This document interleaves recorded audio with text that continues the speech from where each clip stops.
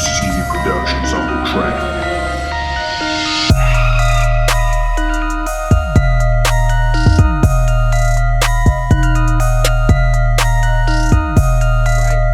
What's up, everybody? This is Case Study QB, and we are the Political Junkies back again. You know, Niko was supposed to be here, but he didn't want to debate. Now, I'm just playing. He had a speaking engagement that, you know, the guy Niko, he's a big dude. You know, he's doing big things, so he was too big for us to come on. Now, I'm just kidding. He said he's gonna be back, but we got our man Kit Cabello from Hard Lens Media, and he's here as a guest. I built a relationship with Kit because he's been watching the Case Study QB on Twitter. He's been checking out those clips, and I really appreciate it when he uses it on his show. And it makes me feel like I'm not just doing all the work in vain, and it makes me feel good that I'm contributing to the progressive community. So, and I want to give a shout out to Daniel, Gunnar, Kira, Laney, Jose, Jerome, John, and Mona, and the rest of the Hard Lens Media team, because they out there working hard. So, Kit, talk to the people. All right. Well, first of all, it is a real honor to be on your showcase. And oh man, as well as appreciate it. Being a pundit, I guess, on this show as well. Might as well use that because pundits like to take that name. I say we take it back from them. Take it back. Yeah. No. How about instead of taking it back, we're going to steal it from them? Since, of course, there was the establishment, and of course, corporate media is owned by the corporations. So we're going to take it. We're going to take it from them since they're taking everything from us. And if they want to cry about it, too bad, so sad. So again, a huge shout out to Case Study QB. Again, we use your a lot of your content that you post on Twitter and on YouTube. I think it's important that we get these snippets of corporate media, so that, we, the people, can actually see what they're actually talking about. And more importantly, go through the BS that they're presenting to the American people. You got that right. It's going to have to be up to the people. Definitely. That's my little rant. I'll try to take it back, but it's really good to be here and represent Hard Lens Media. Appreciate it, man. And definitely, this is basically a discussion forum where we do cover the news, of course, but it's more of a think tank. That's how I envision Political Junkies, where we discuss the nuances of issues, and we're going to have disagreements within each other, and we can discuss that, and basically, hopefully, we can contribute to the progressive sphere as much as you and a lot of other guys have. So with that said, I want to thank Gabe, John, Carlito, we got Kid again, and Izzy, and we're about to get into it. It looks like the Democrats have a chance at increasing their seats in the House.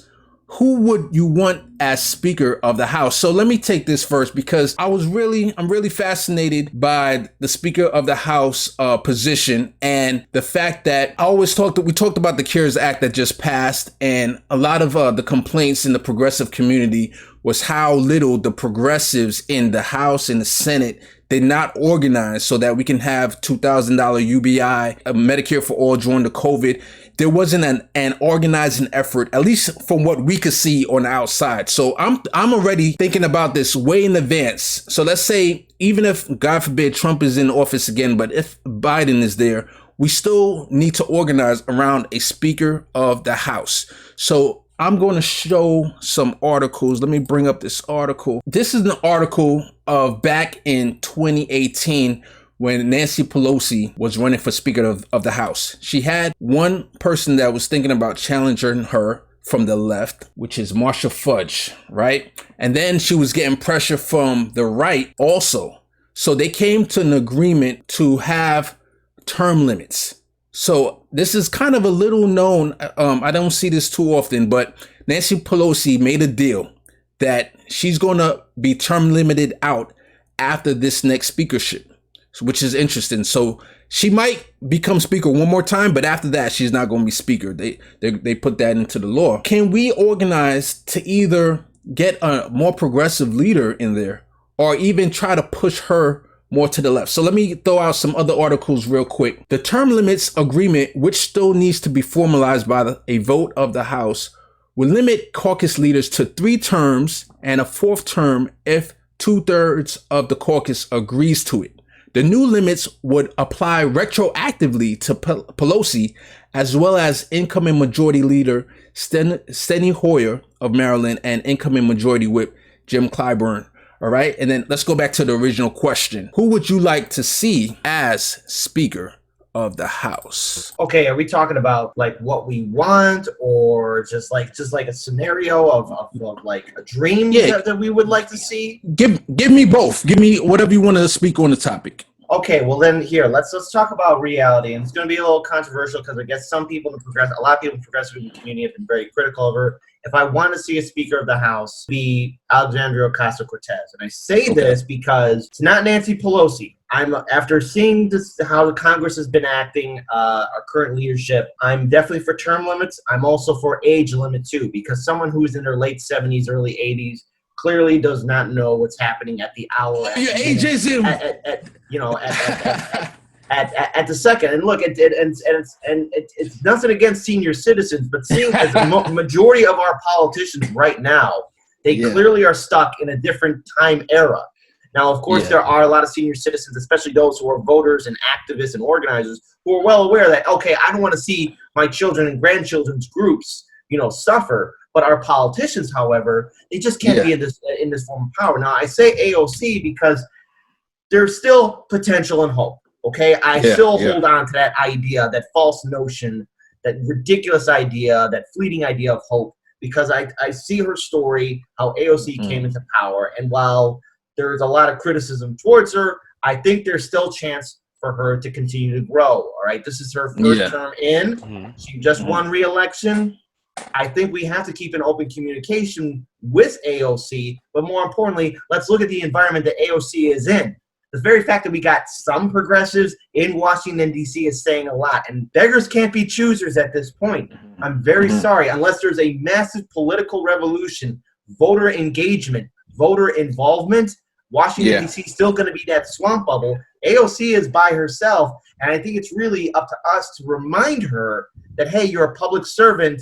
I know you're calling Nancy Pelosi Mama Bear, but you got to get that notion out. I believe that AOC knows more about what's happening than Nancy. I think AOC should be the rightful Speaker of the House. Now, for a fantasy, what I would want, what I would like to see, solid leadership, it would have to be Representative Tulsi Gabbard from the state of Hawaii, because at least there she is able to build a coalition with, dare I say it, Republicans and Democrats. She was able to really do it. She was able to really stand up, especially during the ridiculous impeachment hearings, which I think was a waste of time. Yeah, she voted president, but the thing is, the Democrats were never going to impeach Trump, and the Republicans were never going to go along with it. Tulsi Gabbard had the wisdom and the knowledge to see that, okay, this is a waste of time. She voted president. Did anything else change? No. The DNC and RNC still went at each other's throats, and Tulsi Gabbard took the correct path as far as I'm concerned, and was the only one who really knew what to do at that point. Tulsi Gabbard should be the Speaker of the House, but sadly she is stepping down because the DNC is full of its own crap. Corporate media is full of its own crap. I wish her all the best. But that's my fantasy. That would be my dream if Tulsi Gabbard were the Speaker of the House, but that's never going to happen because the DNC are a bunch of hypocrites. So that's my perspective, my point of view. Am I wrong? Probably. And will people comment on this? Yes. But, that's just my opinion. No worries. This is what it's all about. Yeah. This is all about. We're going to put it all on the table. Go ahead. People are going to comment. People are going to comment no matter what. So exactly. Hey, we welcome people's comment. We welcome people's comment. Let us. Hey, we got some good comments, some insightful stuff. But to me, really, this is something that it was Maxine Waters, Raul Grijalva. I mean, nobody really excites me right now because, the way the system is, the swamp the kid mentioned. There's no way that we're going to get somebody that we really love and will do the things that we want and push the House to be progressive, really do a Green New Deal like we really wanted to. So, to me, it's a great topic to discuss, but I just kind of checked out on it. I was like, yeah, man, I'm discouraged. My fantasy pick is Representative Ro Khanna. I think that he is taking the route of the infiltration. At least either he's the best spy in the world and he's really establishment, or this guy is really doing what we consider democratic infiltration the right way. So he's a Bernie campaign co-chair. He's progressive on all the policies: Green New Deal, Medicare for all, $15 minimum wage, and he's actually been able to get laws passed well, one law that passed that was vetoed by Trump, and that one was to end the war in Yemen.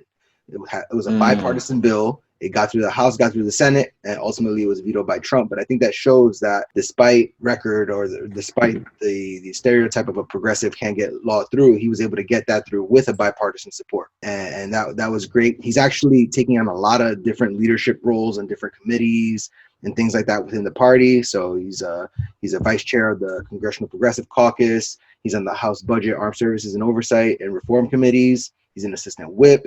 And he also listens to feedback. I remember there was a big drama when he endorsed Joe Crowley back when he in the AOC original primary, and when that blowback hit him, he actually went on interviews and he ended up co-endorsing AOC because he saw her policies and saw that she was more in line with him.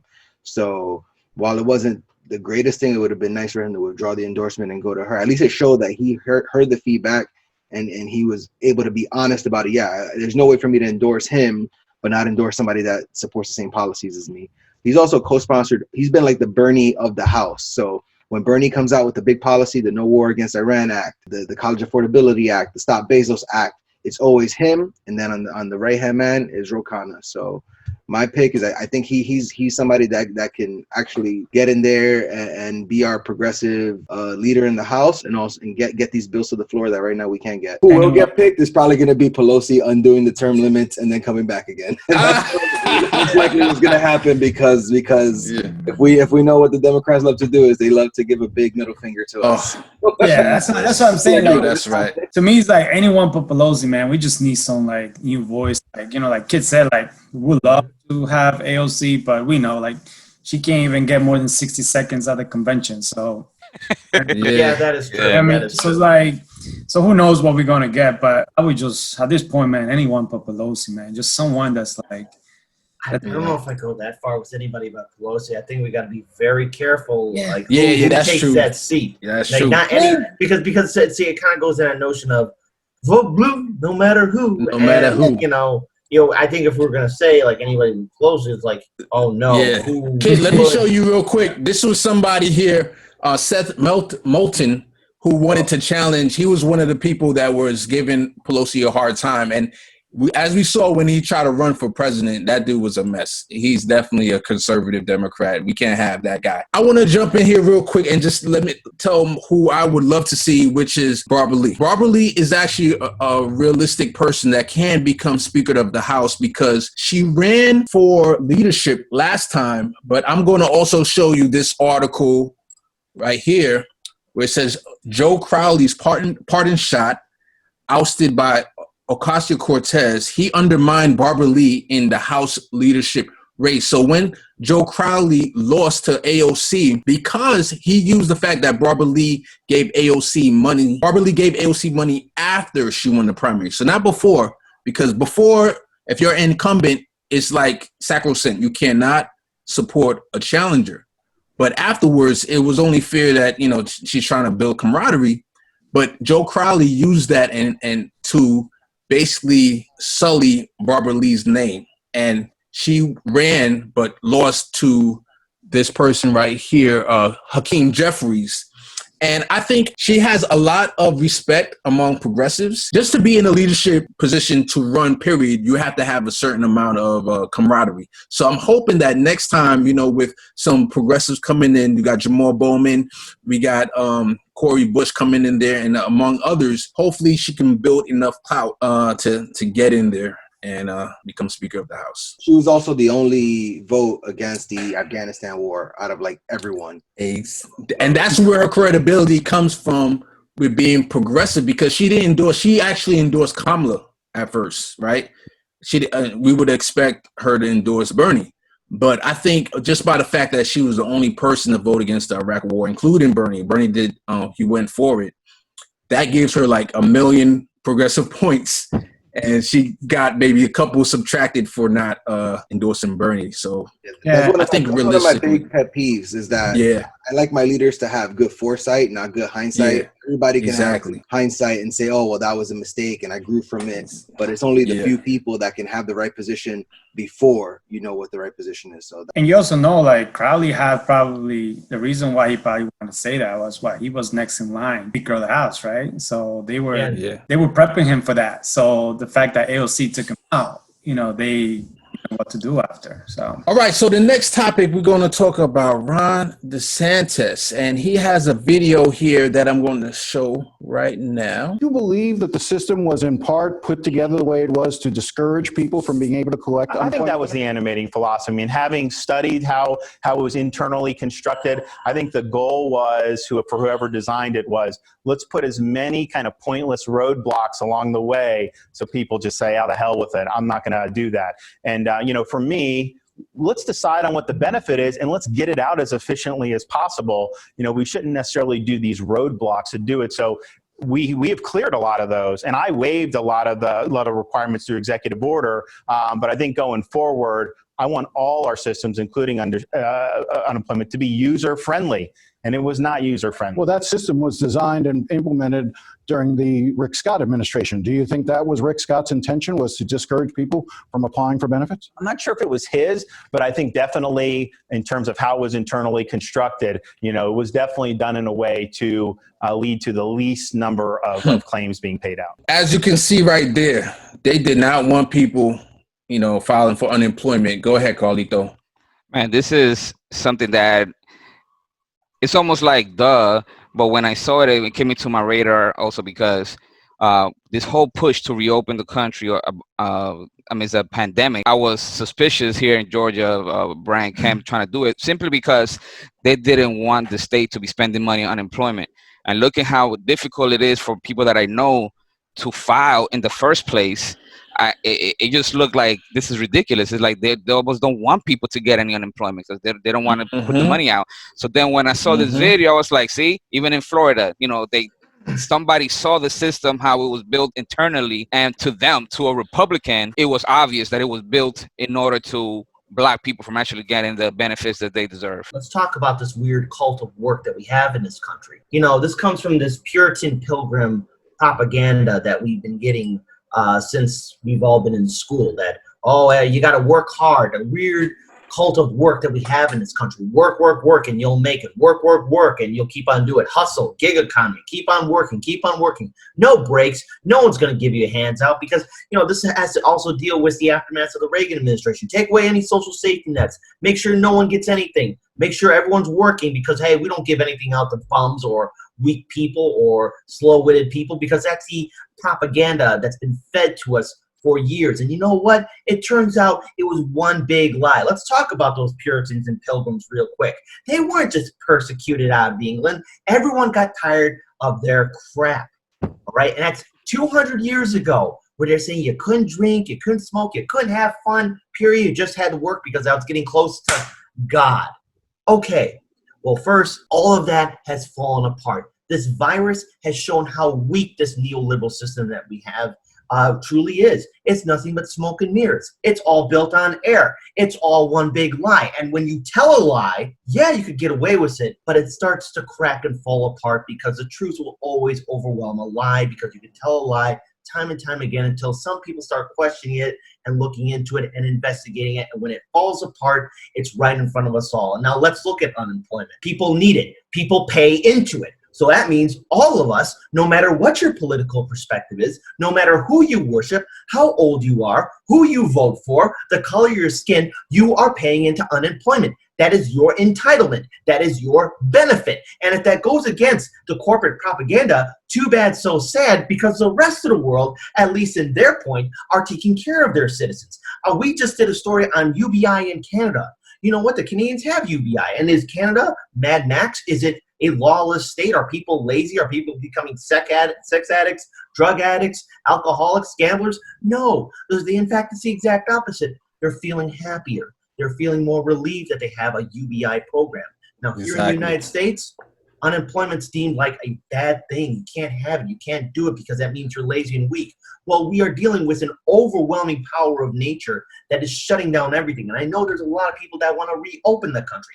I get it. Here's my Biden impression. I get it. I get it. But you know what? You're not going to reopen the country so fast. This virus has no cure, no vaccination yet. Now, there is talk about a vaccination, but it's not available in mass for the people. And the only way to keep people safe is by doing the social distancing programs. And with that, the consequence is that the standard work system that we have will not apply. So people need to collect unemployment. People need it because before COVID, I'm pretty sure we all read the same stories about people working 2 or 3 jobs just to make ends meet, and it's still not enough. And now with all these jobs, all these retail jobs, all these industries shutting down, the people need unemployment. But the system has been put in place to make it difficult, to make it so overwhelming that a person will give up. And since I'm a veteran, I've had to go through the red tape of getting my military benefits too. And it's all set up to make a person give up.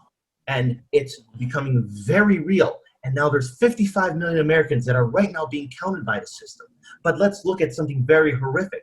Let's look at the Americans that are not being counted by the system. Those who are underemployed, or those who were on unemployment no longer recognized because their benefits have given up.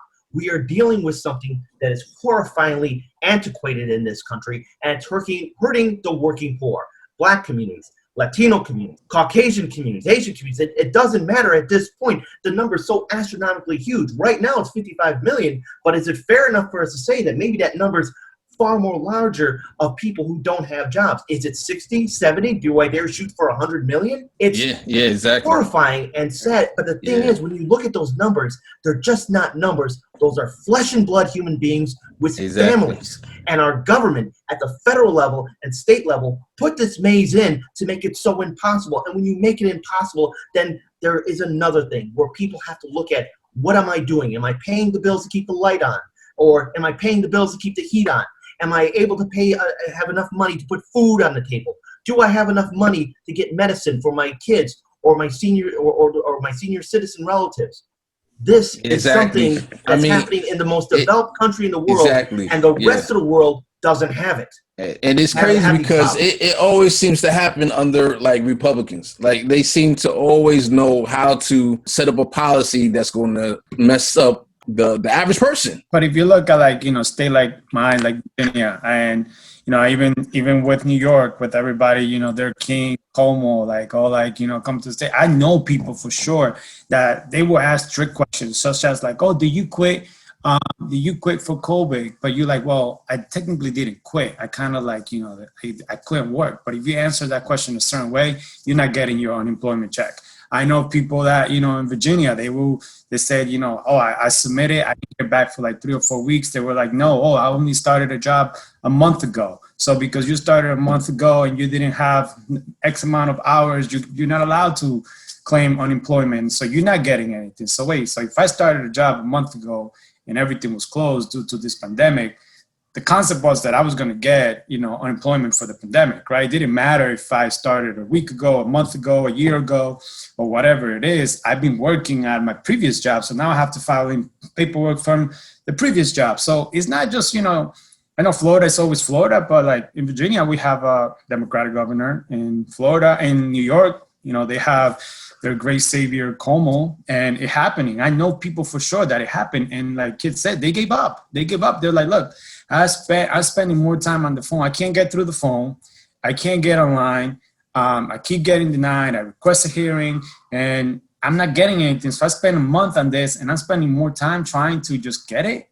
So I just give up, and I don't even try anymore. So when they say, oh, the unemployment job claim went down, of course it went down because people gave up. It's not like people are finding jobs. People are just be like, I'm done with this, and I'm going to try my best to just make it as much as I can, and it is what it is. Let's move on to the next topic. Amy McGrath shakes up her campaign and hires Bloomberg alumni to lead it.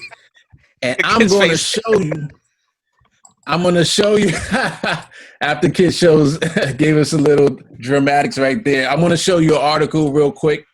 So here it is. There's Amy McGrath shakes up her campaign. So John, let's talk about this. Hey, we got 80 days to go to election day, and McGrath went all in on her. Spend 7 million, 18 million bucks, and now she's gonna hire Bloomberg people, right? Like, how on earth are you supposed to get excited to go and vote for someone like Mhm.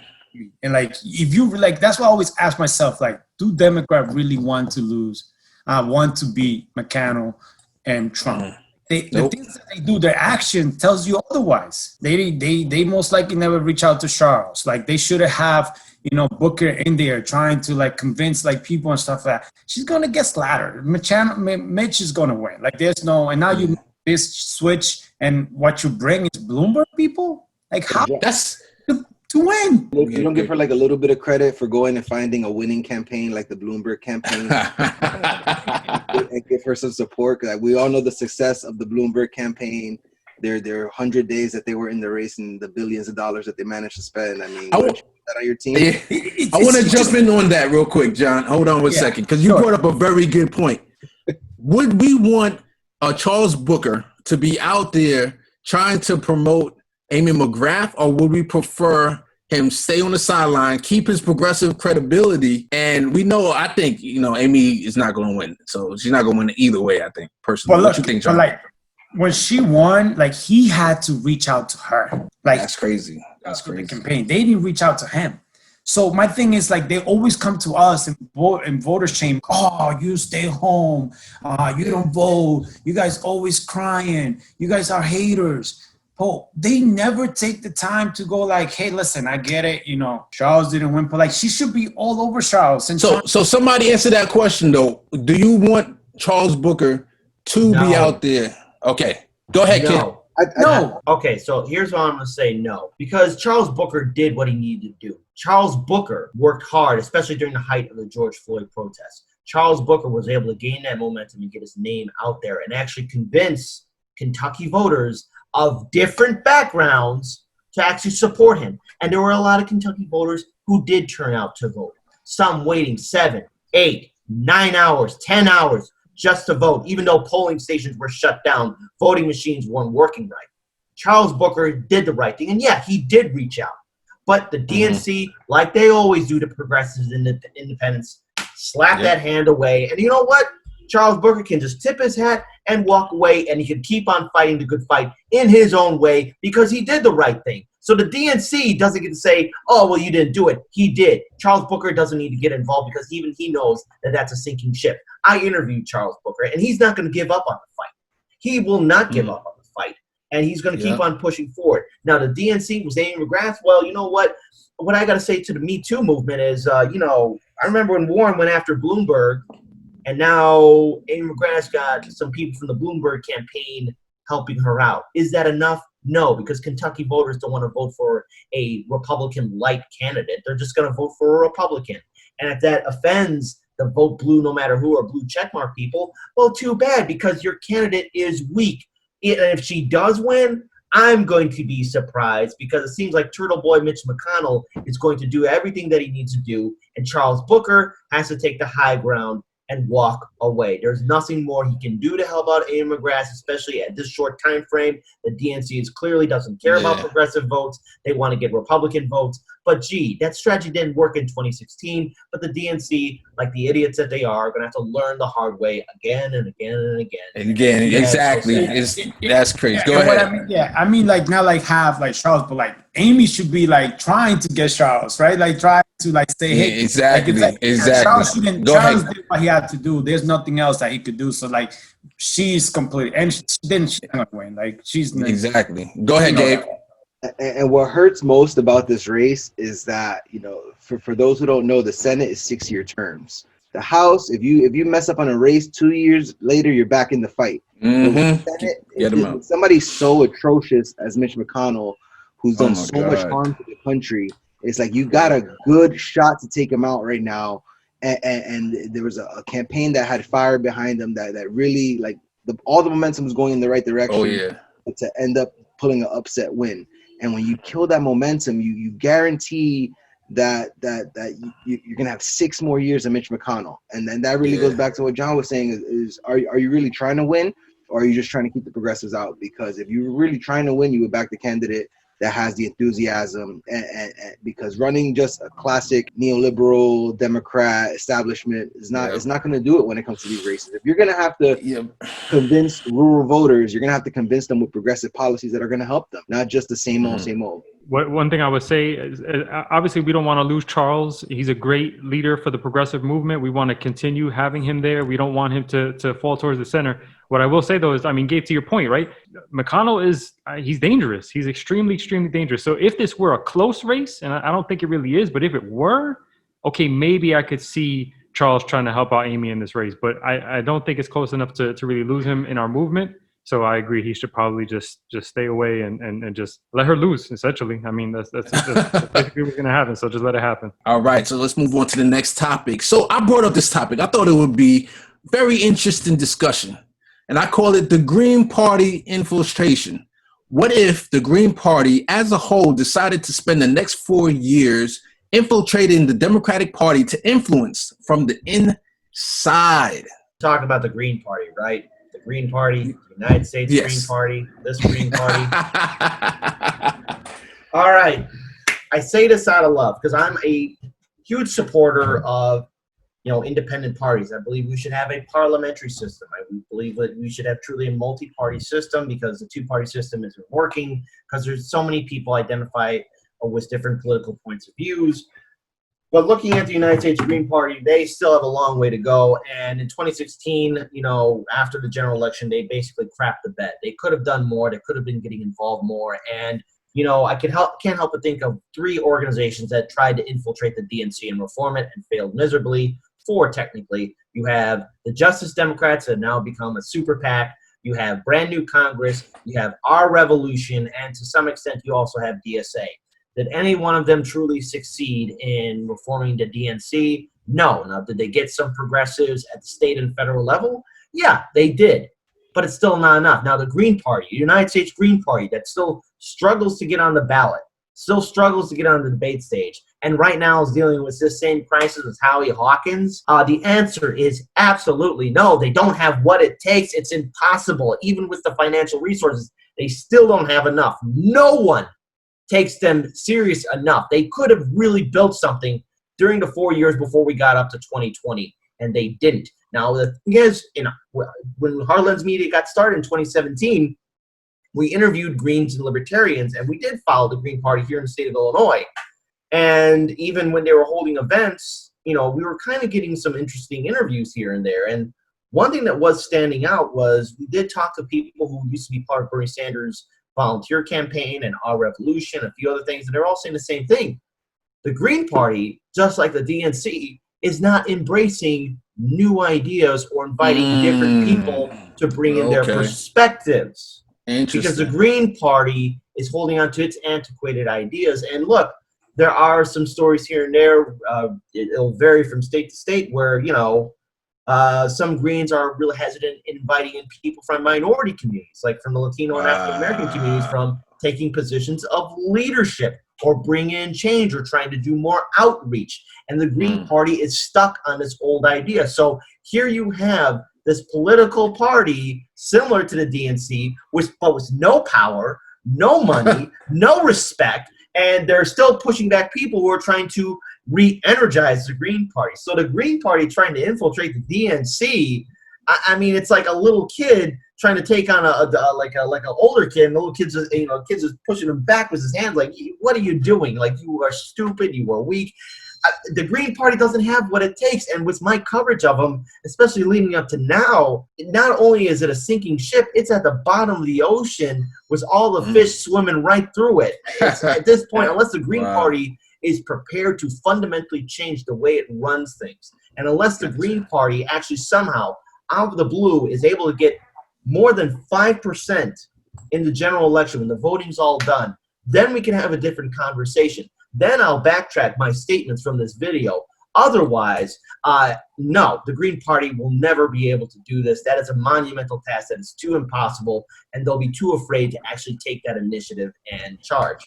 Go ahead, Carlito. Isn't that the issue that they have with like Jesse Ventura? I think, when we were hearing, he was trying to get into Green Party. Yeah, he was trying.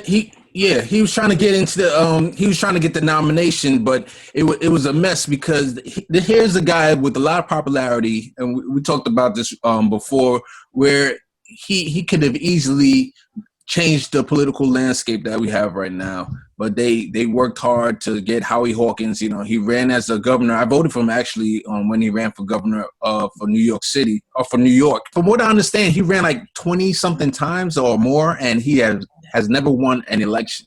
Wow. So they made this guy the nominee, and really they pulled a Hillary Clinton where they just like moved everybody out the way and put him to the forefront. That was my main point that I was going to bring up, was that if you're a serious party that's trying to make moves and trying to win, and you have somebody that's going to come over like a Jesse Ventura, who's been a mayor, who's been a governor, who has experience working with both sides, who is unapologetically honest, who's progressive on many, many issues, and to have him come, it's almost like if LeBron James comes to your intramural basketball team and he goes, "Hey guys, can I play with you guys?" And you're like, "No, we're good. We got Gabe over here. Gabe's gonna hold down the fort." And Gabe's 5'6". You know, it's not really the right thing. And I've seen you play basketball too. So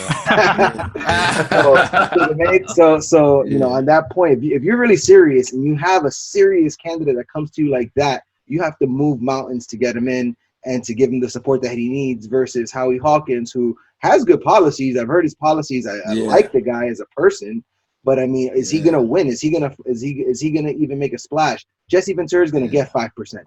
He's gonna get 10%. Can he get them to maybe even win? As crazy as it sounds, with two candidates that people are like, the biggest block vote.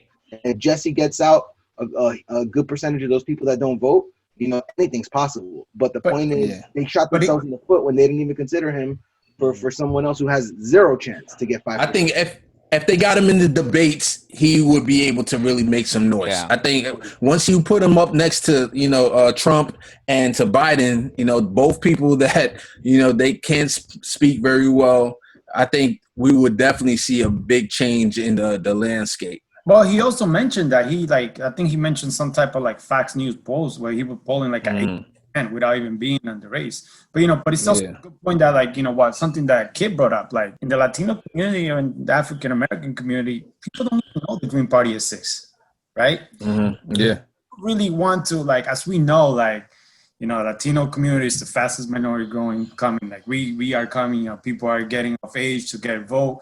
We know the African-American community is strong. And if you don't want to bring those community in to know about your party, then we don't take them serious. Like there's a lot of people there that don't even know they exist. So you think like, hey, maybe the way of us trying to get in there and try to get to know is to bring in more minorities from every community to be able to tell us, hey, we have another party and this is what we could do for you. So totally agree with a lot of the points. You know, that. To your point, John, I mean, you know, we're political junkies, right? And even we rarely ever hear about the Green Party. What maybe once every 4 years? I mean, that's we don't talk about them. We don't hear about them. They're essentially non-existent to us. So how do you ever plan to run any kind of legitimate campaign if we never ever hear about you? We don't know what you're doing when there's not a big election coming up. We barely even know what you're doing when there is a big election coming up. Yeah, so, I mean, you know, you're non-existent to us. To Kit's point earlier about, you know, Justice Democrats, brand new Congress, our revolution, you know, we've had a lot of like attempts, I guess, at bringing in, you know, infiltration from the inside. I don't know how we could have some kind of Captain America power and combine all these powers and all this effort. Because we have had some success, but I think it's going to take some kind of combination between, you know, the Green Party and all those other organizations to come together somehow. I don't know how. But once we can combine those powers, I think we can have a real influence on the Democratic Party. Right now, the Greens and Libertarians got very lucky with the Supreme Court ruling here in our state where, you know, they don't have to get a certain amount of ballot signatures. So now they're secure themselves on the ballot and Illinois voters can vote for them. Before then, the Illinois Greens and Libertarians, and I don't know what they have to deal with in your state specifically. If you're running for office before COVID hit us, Illinois Greens and Libertarians had to get 25,000 signatures plus another 25,000 signatures because Illinois, like if one thing's messed up on the signatures to be on the ballot, gets removed. So Illinois Libertarians and Greens have to work very hard. Whether if you're Democrat or Republican, you need at least the bare minimum of 5,000 signatures to be on the ballot. So there's a whole system put in place, and it's a monumental task. And you must ask yourself, if you're going to volunteer, you're asking the average person to volunteer for the Greens and Libertarians, people will walk away from that. And plus, when the Greens in Illinois actually had a chance to be recognized as a party, this was in 2010, where they actually had enough to be recognized in our state, they dropped the ball, and now they have to go through that process all over again. Wow. All over again, even though in Illinois. So, and look, anyone can fact check this. In Illinois, at one point, the Green Party, Illinois Green Party, was recognized in our state, and then they dropped the ball. They could have capitalized on that momentum. Still not enough. Now, in California, there was one person named Keith Mija, who was able to at least get 26% of the vote during the last, I think, midterm election cycle. So there's a rare success story, but even then, the Greens don't capitalize it. And then also bring up another example, too. In 2016, Dr. Jill Stein actually came to the city of Chicago and walked through some of the inner city areas on the west side of Chicago, through some very impoverished communities here. And this was the first time the African-American community actually saw a presidential candidate from a political party actually reach out and actually, talk to the people there. And this was in 2016 alone. This is when I was just getting involved. I didn't know anything about radio, television, YouTube, or nothing, but she was there. I had actually a chance to actually talk to her, but I mean, even then, it still wasn't enough.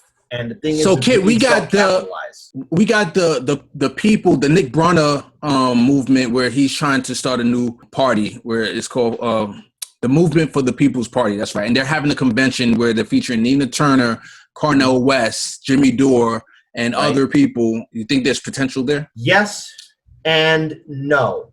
It depends on what exactly the Movement for the People's Party will do to capitalize. And that means they have to be aggressive. They have to be unapologetic. That means they have to be prepared to be treated like the villain, like Ralph Nader has been by the Democrats, even though now the Democrats have been applauding George W. Bush, especially after a recent funeral of a DNC establishment leader, all right? So, I mean, when the Democrats are applauding George Bush, but at the same time blaming Ralph Nader for George Bush, the Movement for People's Party is going to have to take that hit. They're also going to have to take that hit from corporate media. And if they're incapable of building that infrastructure and being aggressive, calling out the hypocrisy of Republicans, and yes, dare I say it, even the somewhat ally of the DNC, they have to be aggressive. They have to say that we are a better voice. We are a better party. We're talking about the issues. We have the infrastructure. And I hope that they realize that, to be a third party, you're going to have to climb the mountains of not only the limitations of what a third party has to deal with at the federal level, but also at the state level, at the county level, at the city level. And they need to be building that infrastructure. They need to plan and mobilize and organize to have that ability to do that and to take those hits and also go into communities that have never seen interaction from their politicians. That means they have to go into African-American communities and Latino communities and build that alliance up and convince those voters, those constituents, that if you roll with us, we will help you. If you help us build, we can take out these corrupt politicians that have been hurting you for decades. And that's going to be they have to build the infrastructure. Infrastructure is key. Otherwise, you could speak a good game, you could speak a good message, you can have good talking points, and you can have some heavy hitters speaking for you at your convention. But if you do not put in the groundwork, then you are nothing. Now, case in point, let's look at the DSA, for example. I know there's a lot of criticism towards DSA. I think they have the potential to really be a third party. However, they're a political organization and they're building infrastructure. And I think they might be able to do it. It's just, again, they have to deal with that same propaganda. They have to deal with that same issue. And I think in regards to building infrastructure, they can do it. It's just, for them, it will be a longer road because, again, democratic socialism has a stigma in corporate media and, of course, amongst American voters. So, I mean, I have to see what Movement for People's Party can do. So it's a yes and no answer. Yes, they can. The momentum is there, but if they don't have the infrastructure, then, So I actually thought the one group, the case said the one group that I think could infiltrate is DSA, because, with Bernie using the democratic socialist, tag, it has a lot of stigma. And that's why it's a hard road for them to, to use socialists, but as far as infiltrating the Democratic Party, I think they're the best group to do it because, like you mentioned, AOC and the rest of the squad that believe in democratic socialism, they could just run under the Democratic Party, but bring those ideas with them, and they hopefully become, take over the Progressive Caucus, become a non-evil Tea Party per se, and just throw a wrench into everything. And to answer, I'm glad you brought that up. Real quick, and then I'll go to you, Gabe. I'm glad you brought that up because it seems like that's what DSA is doing right now. That's what they're doing. They're running people to run as Democrats. Go ahead, Gabe. I was going to say that based off of John's question, I think it is going to take some power chess move. Like we saw how the Democrats united to beat Bernie. It would take an equivalent counter chess move to start a real third party. It would be like you get the squad, you get everyone that is of the mindset of the People's Party, and in one fell swoop, they all announce, hey, we are now starting this third party because where the Democrats have gone is not the party of the working people anymore. It hasn't been for years, and we're all doing this together. Active senators, active House members, active local members. It would have to take the ultimate chess move at once to really ever have a chance of making a splash because you're fighting uphill. It wouldn't happen otherwise. And for 2022, this is going to be the midterm election cycle. It's important to point out that voter engagement during midterms is historically low. People don't turn out to vote during midterms. And if anything right now, DSA, which has a lot of wins under its belt, would have to step up its game, but of course they have to run under a Democratic Party. This is where they would have to really get involved and actually try and win some key states at the state level, at the federal level. And same thing for Movements for People Party. If they're really dead serious about this, they're going to need to pick a race that they can probably get involved in, or either that lend their support. Same thing for the Greens. And look, I'm also include the Libertarians because I believe in third parties. They're going to have to step up their game too, but unless their volunteers and supporters are willing to put in the groundwork, and if the leadership is prepared to take, charge and lead and fight, then we could talk as much as they can. But if these organizations fail to show up, especially to voters, the average voter, the citizen who's not politically engaged, then it's all just one big pipe dream. And people respond to wins, and people respond to winners and strengths, and that's human perspective 101. I don't care who you worship or the color of your skin. I mean, if you don't show me that you're a winner, then why am I going to fight for you? And what better race would be AOC primary Chuck?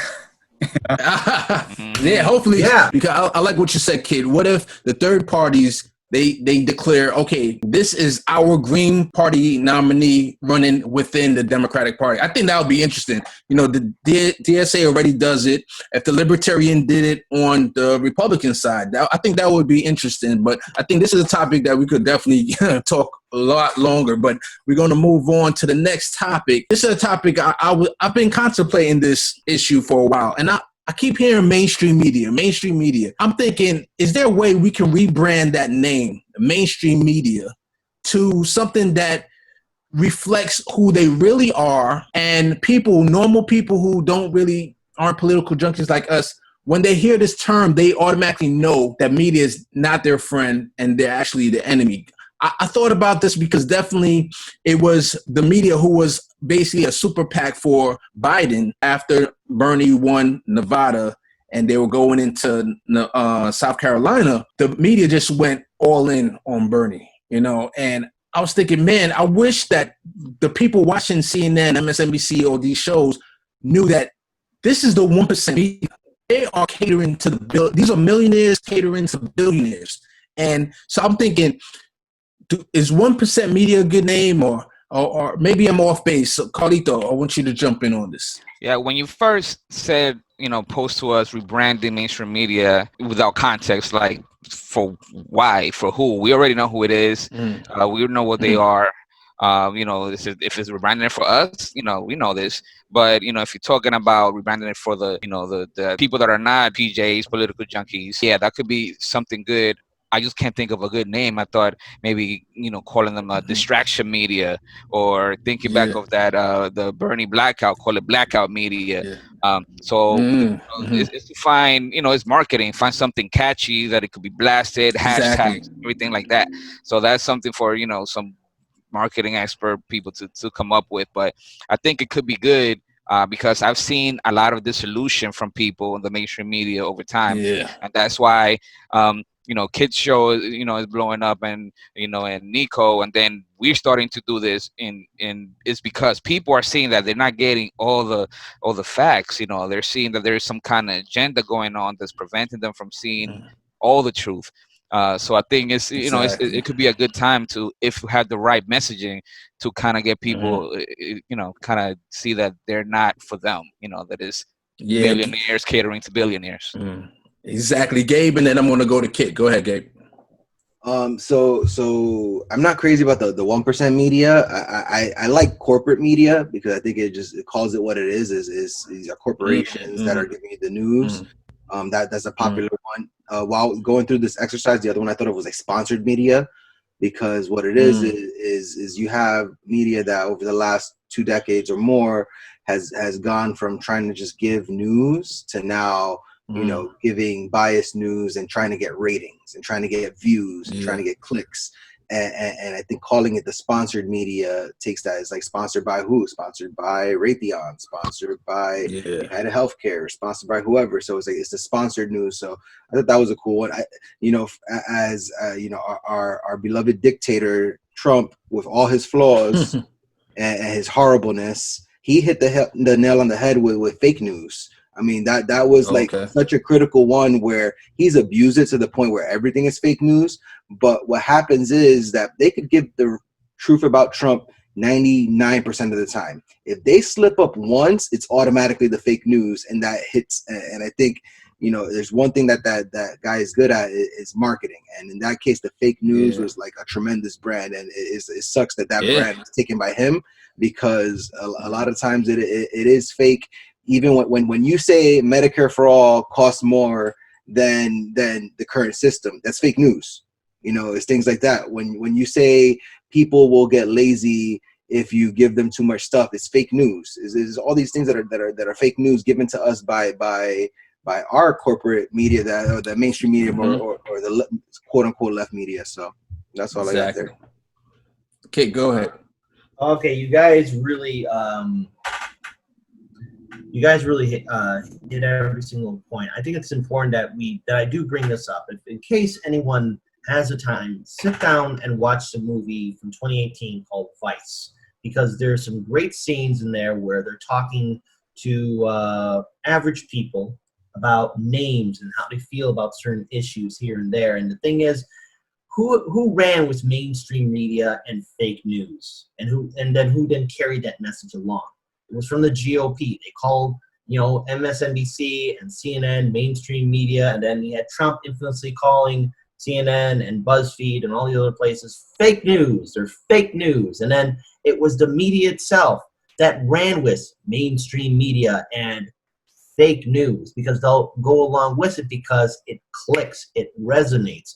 And we are still dealing with the aftermath of the decline of television, where now we're seeing these same media outlets now come into our backyard, into YouTube, onto social media, still running their agenda, and they're still able to have a lot of viewers watch their stuff. Now, of course, I think a lot of Americans are very cynical towards media because everyone's been lied to enough. So we still have to run with the notion of the name that this is corporate media, and we have to keep on repeating that. Calling it 1% news, it doesn't catch on. If we say, hey, look, this is corporate media, and it's a fact that it's corporate media because the media is owned by corporations, and explain to them why, the media has this set agenda, because it's the corporations that own them that give them that agenda. So it's all about really hearts and minds, and telling people, average viewers, that, hey, look, when you're sitting down watching MSNBC or Fox News, you're just watching corporate media, and they're just spitting out corporate propaganda by the political establishment. And of course, the politicians are in on the game too, because they want to use sharp words, good talking points, good catchphrases that will then resonate to viewers because it's all a game. It's all one big game. It's all one big club. And we just ain't in it. Exactly. Yeah. See, I one comment. When Kid mentioned the messaging, there's a book that I read. I think it was called "Think of an Elephant," where I read that a lot of this is not an accident. We know it, at least, especially from the Republican side, how once there's a talking point that comes out, everybody says it. Everybody all across the party, all the pundits that come on that represent that party, and even some that are independent. And one thing that I learned is that even for think tanks, they actually set up studios, or they've been setting up since. And this book was a little old. They said that since the 80s, they were setting up studios inside the think tank. So as soon as something is trending on the news will call them up. They already have a studio set up where they could do interviews right from there.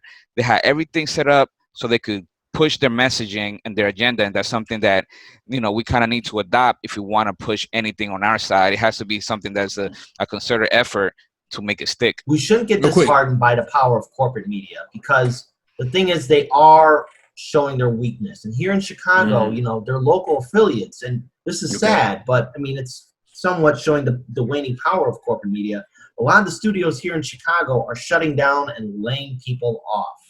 And the thing is, them trying to come onto the YouTube model, it's like an old man trying to become hip again, learning the skateboard. It's just it ain't gonna happen. It ain't gonna. Now there might be some rare example here and there, so nothing against a senior citizen that still skateboard, but they're not the monoliths. They're not invincible. They can be beaten. It's going to take time, and we're seeing them fall apart. Gotcha. Who is a bad Democrat you saw lose their race, or who would you like to lose? I got two. One that I'll touch on quick, and then one that I'll go more detail. The one is coming up on Tuesday. The bad Democrat that I will jump for joy if she loses is Debbie Wasserman Schultz in Broward. That's a good one. She single-handedly did the most to damage Bernie Sanders' campaign. I think even more than Hillary. I think with the rigging of the base the way that she did, and what happened with her in her race versus Tim Canova, where the ballots were destroyed. She is the quintessential bad Democrat, and Jen Perelman's running against her on Tuesday, and I'm sending her all the good vibes in the universe, and all the prayers, whatever God you believe in. I hope you send a prayer and good vibes for Jen, because we want her to take out Debbie. The other one is in my personal congressional district here in Florida 27 is Donna Shalala. She was a former president of University of Miami. She's been on the board of United Health for many years and made $5 million in that role. She was on the board for Lennar Homes, who was a big instrumental company in the 2008 housing crisis for their overbuilding. She was a member of the Clinton cabinet. She was just she is, again, like Debbie Wasserman Schultz. She's the standard corporate Democrat that has gone through the ranks, enriched herself through this, and it would make she also is very much like a just somebody who doesn't feel entitled, so doesn't feel like they have to give time to their primary challengers. When there was the big primary last time in 2018 when she won, she didn't even show up to the debates. Very similar to Joe Crowley, very similar to Nancy Pelosi. There were 5 candidates, and she wasn't even an incumbent, and she still didn't show up to the debates. And that was a debate that I was there in person. It just showed. And then the fact that we as progressives couldn't get up each other's way. There were 3-4 people that were more progressive than her at different levels, and all 4 of them ran, and all 4 of them split the vote, and she won, I think, with 30% of the vote. And if all those other candidates would have combined their forces a few days before the election, or even a few weeks before the election, we easily could have won that election. It wouldn't have even but instead of that, we end up with a really bad Democrat that I wish would have lost this time around, but they canceled the primary due to coronavirus, and there weren't any credible, really contenders this time anyway. So it's just a shame, and hopefully we can get her out in 2022. I have Representative Sherry Bustos, and basically she's the head of the DCCC. Now, remember the DNC, going back to 2016, they're supposed to remain neutral. And even this time around in 2020, they're supposed to remain neutral and not tip the scales in anyone's favor. The DCCC is supposed to do the same thing in the primary, but she just came out and said the quiet part out loud. She basically threatened anybody, any operative that worked with a challenger, that operative would be on a black list. And so basically what that means is if you have progressive operatives, that this is their career, this is how they make money. And even though they're a progressive operative where they are trying to get like the Bernies, the AOCs of the world, they want to work for those people and get them elected, they still might occasionally work with somebody like an Elizabeth Warren, which they think that is progressive, but you know, that's a whole different conversation. But so she threatened to put them on a blacklist. So this is basically her waving the flag saying, hey, we're going to come after these challengers and make sure they have a hard time, because it is something to have talent. If you get a good campaign manager, as Jamal Bowman, he saw with his campaign manager, they were able to get a lot accomplished. It's hard to find good talent out there. So I think if you're going to come for us, we're going to come for you. And I hope that someone challenges her and we get a more progressive person. Yeah, the person that I wanted to lose really bad recently, and they actually did, it was Vernon Jones here in Georgia State House, in my district. This is somebody that over the years, he just basically went wherever the political winds were blowing. You know, he voted for Bush in 2004, gave him money. Then he voted for Obama in 2008. Then he was against same-sex marriage, but then at the same time, then he co-sponsored a bill to remove the Confederate flag from the Georgia state flag. So he was like all over the place. And in one of his campaign, though, he photoshopped a picture of him and Obama together and sent out mailers with that, and you know, got them in trouble. But what he made the biggest news recently was because he actually endorsed Trump for president in his re-election campaign, and he got so much pushback that he decided, you know what, I'm quitting. But then he said, no, never mind, I'm going to come back. But then he saw the amount of support for the opposing candidate that he ended up, like right before the election, the primary, he ended up pulling out. But he was going to get trounced. He was going to get destroyed because after everything he was doing, he always did something a little bit good that made people think like, all right, maybe he's not that bad. Let's not throw the baby out with the bathwater. But once he started talking about how Trump was great for the economy and great for African Americans, all of his constituents were like, yeah, you're done. You're done. Get out of here. And then he basically, instead of being embarrassed, he dropped out like right at the end, and you know, he's out of here right now. So my pick is, again, like Carlito, someone who lost that I'm really glad is Ruben Diaz Sr. So for those who don't know him, he was running for New York's 15th, and he's the dad of the Bronx Borough President, Ruben Diaz. And he's essentially our Bronx Puerto Riqueño version of Trump, seriously. I mean, he's an extremely conservative Christian. He caucuses with the Republicans. He supports the Republicans. He's anti-abortion, homophobic. He's even said that he's undecided on voting between Trump and Biden. And I don't mean that he's undecided because he's coming from the left, obviously. Wow. So, yeah, he's a huge danger to this party. I mean, he's the perfect example of why the vote blue no matter who is never the right approach, because he's extremely popular in the Bronx, in all of the Bronx.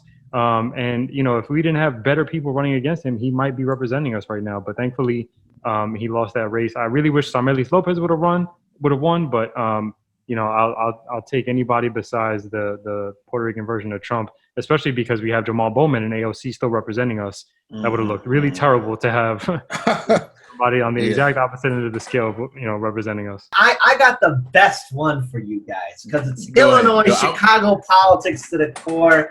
And I think it flew under a lot of people's radar. So I was just like, just keeping quiet. I know what you're going to say about the whole thing. Just like, because like saving the best for last. So again, I'm very happy that this person has lost.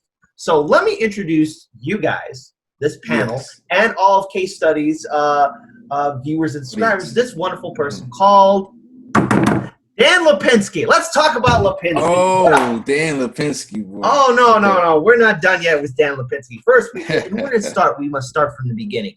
1983 to 2005, his old man, Bill Lipinski, held the office of United States House Representative for the 3rd Illinois Congressional District from January 3rd, 1983 to January 3rd of 2005.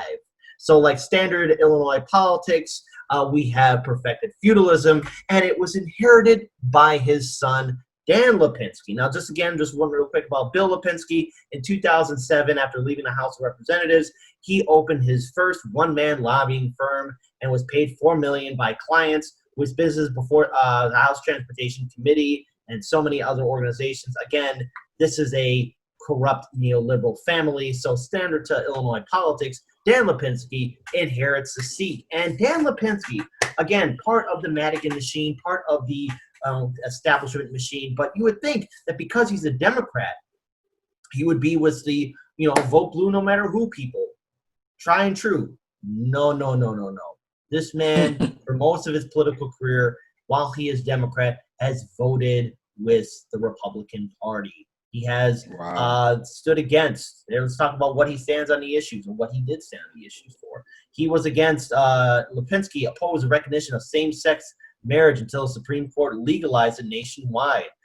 He supported the Defense of Marriage Act. He was also in favor of Don't Ask, Don't Tell. Now, Dan Lipinski says he personally opposes same-sex marriages, but supports the status quo because it's been declared law of the land. Okay, and in 2016, he supported the Republican version of the Religious Freedom of Restoration Act. He's also again he's the only Democrat in Congress to oppose the Patent Protection and Affordable Care Act, also known as Obamacare, also known as Romney Care, which came out of the Heritage Foundation. So again, this guy is also very conservative.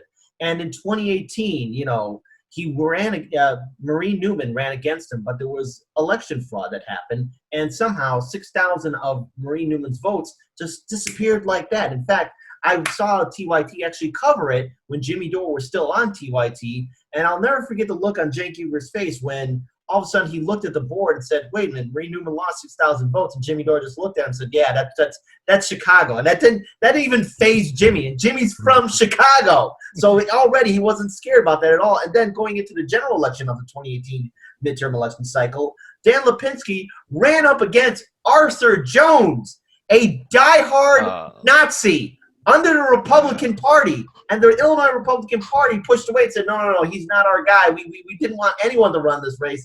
Arthur Jones got 57,885 votes to Dan Lipinski's 163,000 votes. And now I am proud to say that Dan Lipinski has been defeated by Marie Newman. Nice. During the midterm here in Illinois in March. Now, the thing is, there's some problems with how the primary happened here in Illinois. Again, because of COVID-19, it was very difficult for voters to turn out. Marie Newman won with 48,357 votes, 47.12% of the votes altogether, to Dan Lipinski's 45,905 votes, 44.73% of the vote. Again, it was a razor-thin win, but Marie Newman came out as the winner. As it stands right now, there's no Republican challenger. Marie Newman might have this in the bag. She got a lot of support from progressives, even though I want to make it very clear that the DCCC was still in support of Dan Lipinski until the very, very, very, very, very, very, very end, when everyone, especially a lot of women voters and women groups, were saying like, well, wait, DCCC, why are you supporting Dan Lipinski? He's against women's reproductive rights. He's against LGBTQ rights. Well, why are we supporting this guy? And the DCCC was shamed into slowly backpedaling away from Dan Lipinski because of his ties to the Illinois Democratic machine. Now, with Marie Newman, Nancy Pelosi also endorsed him, right? I would believe so. I'd have to look for that. Okay. I don't want to give out any kind of fake statements or anything like that. Yeah, go ahead, though. But as a final note for Marie Newman, I'm glad that she won. And I'm going to be keeping an eye on her because, I think she has potential. I hope that she doesn't get co-opted by the establishment. She has a bright future, and there's one certain issue that I do want her to address, and that is the industrial facilities on the south side of Chicago, especially by McKinley Park, where there was an asphalt plant that was built in the community, and no one told the residents that it was going to be built. And here it is in the Illinois 3rd Congressional District. No one in the state of Illinois, Cook County, City of Chicago, told the people that this asphalt plant was going to be built. It is running, the matte asphalt plant is running without a permit. And this asphalt plant is built next to a 70-acre public green space, right next to homes, apartments, condos, 2 schools, and an open public pool and a community center. And the thing is, there's heavy truck traffic there. They're not putting in safety requirements over the asphalt material, and asphalt plants release out particulate matter, which impacts the heart, lungs, and brains, and it impacts senior citizens and young people. And with COVID-19, you would think that the city of Illinois, the city of Chicago, state of Illinois would shut it down. And I hope that Marie Newman, should she get into Congress, will use congressional power to shut this asphalt plant down, because there are numerous other industrial facilities on the south and west side neighborhoods of Chicago impacting African-American and Latino communities, and they are running there, impacting the communities, polluting the air, water, and soil. So I hope Marie Newman will be a fighter, especially dealing with the mad asphalt plant, because that's a story we covered here at Hardlands Media, and it's all good. So I'm glad that Dan Lipinski is gone. He deserves to be gone, and I wish all the best for Marie Newman. I hope that she just doesn't become another standard politician. Yeah, let's hope not another Colin Orred. Go ahead, John. And Pelosi, just to confirm, Pelosi did endorse him. Thank you. Wow. Hey, well done, Nancy. I thought you were for women, Nancy. And Ro Khanna, our future Speaker of the House, he endorsed Marie Newman. So good. What can Democrats do to fight back against the post office rollbacks? In my view, I mean, as bad as this issue is, which I know we're going to get into in depth, I don't really think that there is much they can do. They don't have any power to really change anything right now. All they can really do is be obstructionists to like Republican created laws, but that's hard to do when the Republicans aren't even present. So that's true. They can kick and scream, you know, they can get on the media, but even then, if they just kick and scream, all they're going to look like is whiners to the media and to everyone else who doesn't support our policy. So, you know, it hasn't ever really worked in the past when they just go on the media and whine. I do believe the word needs to get out there, because this is a huge treasonous affront to our democracy. But aside from getting out there and spreading the word, I don't really know that there's much tangible that they can do to make a difference. Let me push back a little bit on you, Izzy, because I feel like it's bad optics, right? So right now we got the Republicans and the Democrats taking hiatus until Labor Day, I believe it is.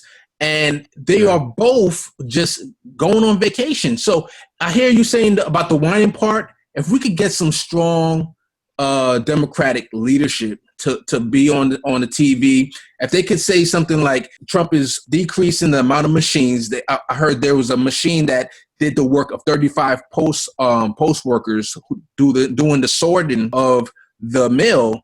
They're decreasing those machines and taking those out. Let's do a big jobs program to get people to work. We're going to put this amount of money up, put people back to work. I think maybe we could pull not those too far gone Trumps, but maybe some Republicans that might be in the middle. If we could say, hey, we're going to give you a job and you're going to be a patriot because you're going to be counting the votes or something like that, I think that could be a good marketing tool. What do you think, Gabe? I think I'm in the Izzy camp. I don't really have much more to add. I'm very down. I think John talked about it last week that there was going to be a master chess move coming regarding the post office, and we've seen that, and it's a really bad move where it's just in a bad place right now. Yeah, well, let's describe what happened. You know, they had what they call a Friday Night Massacre, where they got rid of a lot of the top executives in the post office, throwing away a lot of scanning machines and sorting machines. That, you know, for that reason alone, I think at least trying to push for a job program, like Kay said, it will be a win-win, because one, people are unemployed right now. A lot of people need jobs, and then even if you're a too far gone Republican, you want to work. You want to, you know, you're suffering too. So that could at least entice them to do it. But also, you know, they're trying to steal the election right now. You know, they already sent notice to like 46 different states that is going to be held back, you know, or there's going to be delays. And they already said if the mail-in ballots come in after the election, they're not going to count it, even if they were postmarked before. So this is really necessary. And even if it seems like it's, you know, nothing's going to happen, we got to try, man. We got to do whatever, man. Going on recess just because the Senate is going on recess is not showing people that this is that in this house we fight for the people. Right? Yeah, and this is something that, you know, I think it makes a big impact, because even if you don't get something great passed, just having those votes, having people's names to it, if it's a really good bill that's going to help the post office, help people get jobs, and help secure the election, you just got to fight for it and then put people's names on their votes and then have as many votes as it takes. Because, I mean, we see how the Republicans did it. They had 27 votes on Obamacare. I don't know how many they did on Benghazi. They know nothing was going to happen, but they just pounded to the point that it filtered through the media, and people were thinking that, man, this Benghazi thing, something really super shady happened there. Even if they don't know the details, they just hear it. So if they think that, you know, the election is in trouble, we need people to work, you know, it's something that it could resonate if it's pushed correctly. And, you know, the whole thing I said about framing and messaging, they always do a lot of polls and everything. They could figure out what messages well and just push that. You know, they're not stupid, but, you know, they just, I don't know what they have to lose from this, because it's not like it's going to help Trump. So I don't get it. You know, just push it. Don't go on recess. Just keep hammering it. Oh, how to save the post office with a Democratic Party that has no spine. I think you guys brought up a lot of good points. Again, because, you know, I don't want to repeat everything that's said, but like the DNC, if they actually care about this, if they actually did, they would be more aggressive. They wouldn't be taking this well-deserved break they have. So, you know, because they won't be back in session until after September 8th. So, great Democratic Party. Dropped the ball, but you would think you would be more aggressive. I mean, this is something you care about. You want to stop the bad, scary orange man, right? And voting in through mail might be the only way people can do that as it stands right now. But otherwise, you know, Biden will lose this if the DNC actually doesn't push forward. Now, look, I'm not voting for Biden. But if the Democrats really care about this, it almost seems like from a sitcom, almost like if you really care about this, you'd be fighting, and the Democrats like, I don't want to, and that's the Democrat notion. I mean, they're just assuming that people are going to turn out to vote, and they're relying on a strategy to get Republican voters to vote for them. That didn't work in 2016, and I don't think it's going to work now. And as for progressives and independents, I mean, they're telling people to fall in line and vote, and maybe in theory that will work. But there is a good chance Trump can walk away with this because the Democrats are unwilling to fight. But we have to remember this is the same Democratic Party that willingly took part in 2016 and the 2020 primaries to help out the establishment candidates to commit election fraud and to deny Bernie Sanders, progressives, and independents the ability to get their issues on the platform. This is the same DNC that pushed away progressive issues during that wonderful task force that Biden and Bernie put together. So, I mean,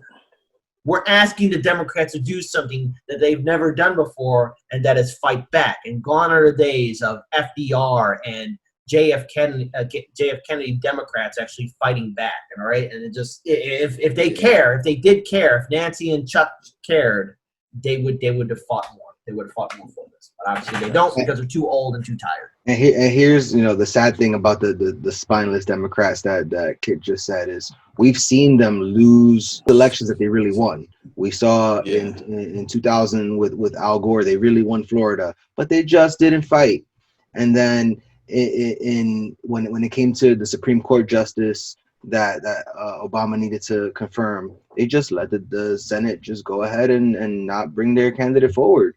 And it's just like Democrats just get pushed over by Republicans all the time. And unfortunately, it's really, really sad to say that if it happens that they steal the election based off of not counting votes that are postmarked before but counted after and all that, the Democrats aren't going to fight. They're not. And they're not. They're just going to blame. They're going to blame the youth, the Bernie people. And they're just going to say, like, you know, the Latino, African American, and the youth didn't come out, and Bernie people were just mad, and that's why they didn't vote for us. This is, you know, the post office. This is the really good opportunity also for the Democrats, because we know how Republicans always saying about government sucks and big government and everything government is horrible. This is one of the institutions that actually works for everybody. I mean, this is one of the few institutions that actually in the Constitution. You know what I'm saying? Yeah. So this is, you know, if they're always talking about, well, they don't make money. We know it's a service. It's not a business. It's not supposed to make money. I mean, how much money does the fire department make or the police department? Yeah. You know what I'm saying? And and they talk about the market. All these rural voters, if they didn't have the post office, they will have nothing.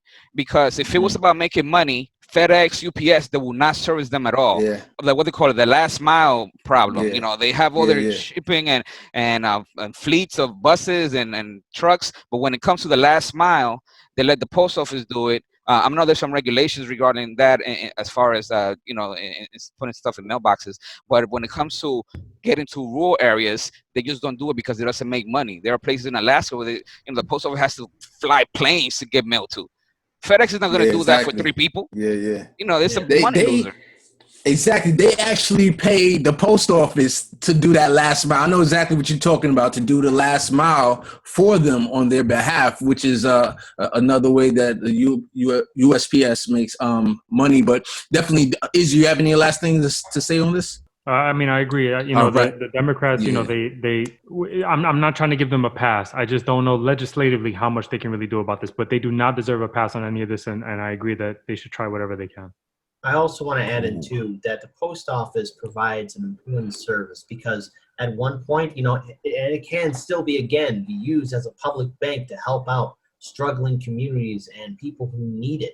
Also, let's remember there's a lot of senior citizens that use the post office to pay their bills. Some of them don't have internet. We're dealing with communities that don't have internet to pay the bills. So think about it. We're dealing with a housing and eviction crisis too. There are senior citizens who may not be able to pay their bills, and all of a sudden, oh no, they're at risk of being kicked out of their homes or apartments because they couldn't get their bills mailed in time. And so this is a frightening issue.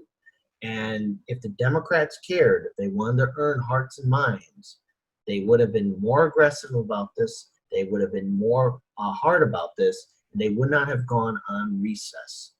And now Americans, innocent people, are left holding the bag because we have two political parties that only care for their number one constituents, not us voters, but big banks, corporations, Wall Street executives, and lobby groups. All the while, everyone else is out on the streets. And I'm surprised I'm surprised Americans are actually taking this. Maybe, Jimmy Dore's right. We are the children of abusive alcoholic parents, and we don't like being told about it. And I'm willing to accept the fact that yes, our government doesn't care, and I don't owe them a damn thing, and they're not as tough as I once thought they were, and they don't deserve my respect or vote. So I mean, if they're not going to fight for me, why should I recognize them? Why should I fight for them? Yeah, totally. I totally agree with you. Totally agree with you on that one. So usually we do a think tank, but we went on so long. We're gonna save the think tank for this week for next week. But I'm gonna leave you guys with one last thing. How do we make voters smarter? Right. So we talked about the Speaker of the House in the first segment. The Speaker of the House is the third in succession to the presidency. So if something happens to the president, the vice president becomes president. Now, what happens if the vice president dies? What happens there? Well, the Speaker of the House is the third person in succession. And here you have the other. So we have the president pro tempore of the Senate, which is Chuck Grassley. So guys, imagine if Chuck Grassley, something happened to Trump, something happened to Mike Pence, something happened to Nancy Pelosi. This guy is next. Chuck Grassley. Then if something happened to Chuck, this guy is next. Mike Pompeo. Oof. Oh my goodness. Imagine who's next. Steve Mnuchin. What is next? Then it gets worse. And then it just keeps getting worse and worse after that. I want to thank Kit Cabello for coming out to the Political Junkies. And please go ahead and let the people know where we can find you. All right. Well, there's going to be a couple of major updates. So again, as it stands right now, here's where you can find us. Because we are updating our website. It's going to be phenomenal. Nice. It's going to be incredible. It's going to be huge. Nice. Okay, so right now our current website is www.hardlensmedia.com. And in that website, there's a link to our new YouTube channel, HLM and Chicago Corner. Now, of course, our old YouTube channel, Hard Lens Media, is still up and available. This is the one that YouTube put its jackboot on our neck.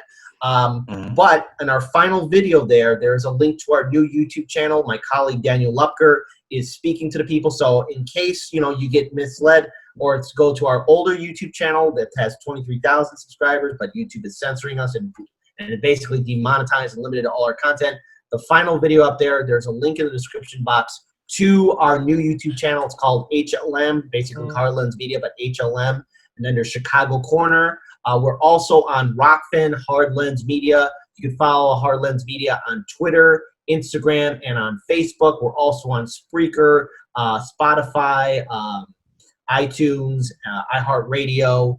And right now we are looking to expand further. We also have another YouTube channel called Chicago Reacts. Again, our website is called Hard Lens Media, HARDLENSmedia.com. I have to say it because people think I'm saying the Heartland. No, it's Hard Lens, HARDLENSmedia.com, hardlensmedia.com. Please help us out. We are basically, what's happening in Chicago is a lot of studios and outlets are firing people and boarding up their shops.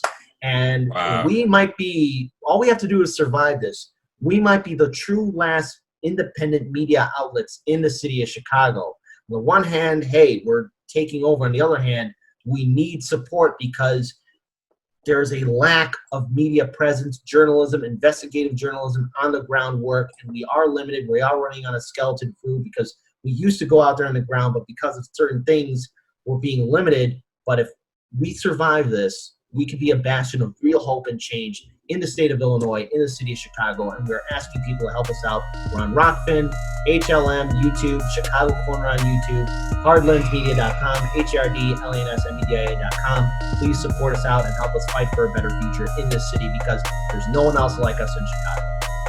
Awesome. So I want to thank you guys for checking us out. Could have been anywhere in the world, but you're here with us, and I appreciate that. And this is Case Study QB's Political Junkies, and we are out of here. All right.